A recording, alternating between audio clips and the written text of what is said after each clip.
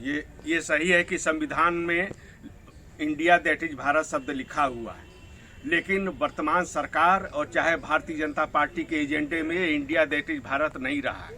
जितने जितने मुद्दे भारतीय जनता पार्टी के एजेंडे में रहे हैं पहले से, वो फलीभूत भी हो रहे हैं, देश उसको देख रहा है। अब इस समय जो विवाद शुरू हुआ है इंडिया दैट इज भारत को लेकर, निश्चित रूप से इसकी शुरुआत विपक्ष ने की है और कहा जा रहा है कि सत्ता पर ध्यान बटाने के लिए ऐसे मुद्दे उठा रहा है, लेकिन वास्तविकता ये है कि इंडिया शब्द का प्रयोग भी पहले विपक्ष ने अपने गठबंधन के नामकरण में किया और उसके बाद भारत शब्द का जो उल्लेख सरकार के द्वारा किया उस पर भी आपत्ति दर्ज करके ये विपक्ष ने इसको मुद्दा बनाने का काम किया है। आपत्ति क्यों होनी चाहिए? हम सब जानते हैं कि G20 का सम्मेलन चल रहा है। G20 में भारत जब से अध्यक्ष बना है तो दुनिया को भारतीय संस्कृति का एक संदेश दिया है नरेंद्र मोदी ने।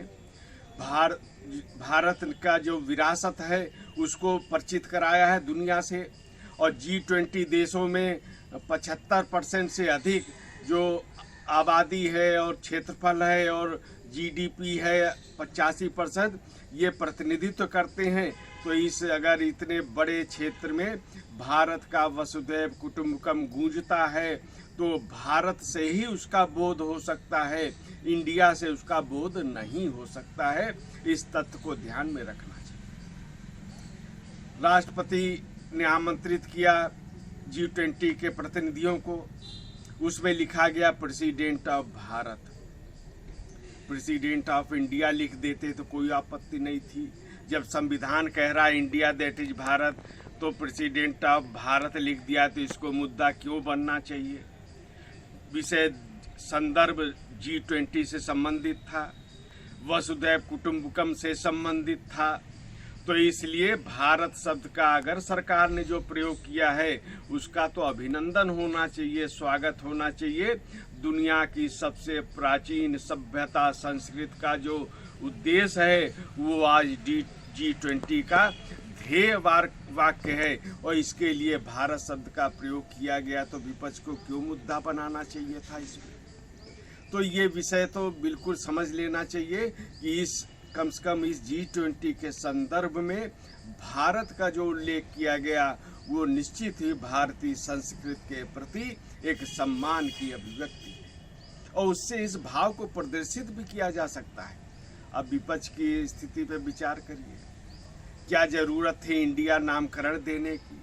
वो भी एक प्रकार से तुकबंदी की गई है, INDIA की तुकबंदी है। क्या बताना चाहते हैं ये?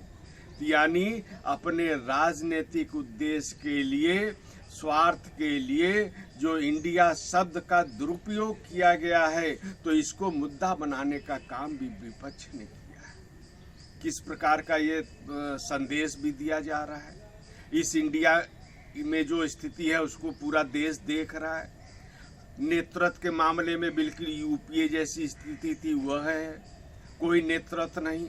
अगर फिर इनमें से इनको अगर बहुमत मिल जाता है तो फिर मनमोहन सिंह जैसे किसी व्यक्ति की तलाश होगी प्रधानमंत्री के लिए, सौदेबाजी होगी।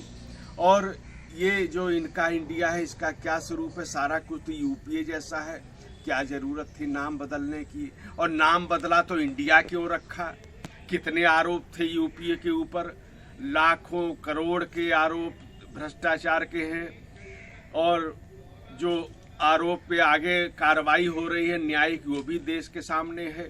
चारा घोटाले की क्या स्थिति है, नेशनल हेराल्ड की क्या स्थिति है, ये दिग्गज लोग उसमें शामिल हैं, उनसे संबंधित विषय है कि वो इंडिया शब्द का प्रयोग किया गया क्या। और दूसरी बात देखिए, विचार की बात देखिए, नेतृत्व की स्थिति आपने देखी, विचार की स्थिति देखिए, तो वही तो सब UPA वाला है।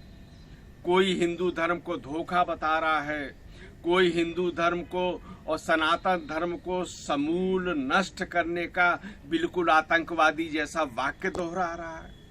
कोई कह रहा है लोकसभा में खड़े होकर कि हुर्रियत से बात करिए, अलगाववादी संगठन। कोई कह रहा है पाकिस्तान से बात करिए। तो ये किस तरह का है? कोई रामचरितमानस पे हमला कर रहा है और इसमें संवैधानिक पद पे बैठे हुए लोग हैं, प्रदेशों में मंत्री हैं, वो लोग भी शामिल हैं। कांग्रेस के अध्यक्ष मल्लिकार्जुन खड़गे, वो सनातन धर्म का पहले विरोध कर चुके हैं। अब उनका बेटा जो कर्नाटक में मंत्री है, संवैधानिक पद पे है, वो स्टालिन के बेटे का समर्थन कर रहा है कि समूल नष्ट होना चाहिए सनातन धर्म को।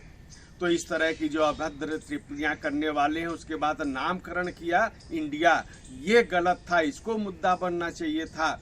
और भारत को जिस तरह से मुद्दा बनाया गया G20 के संदर्भ में, निश्चित रूप से यह आपत्तिजनक है। तो विपक्ष ध्यान बटाने की कोशिश कर रहा है, सत्ता पक्ष नहीं। तो ये विचार पूरे देश को इस पर मंथन करने की आवश्यकता है।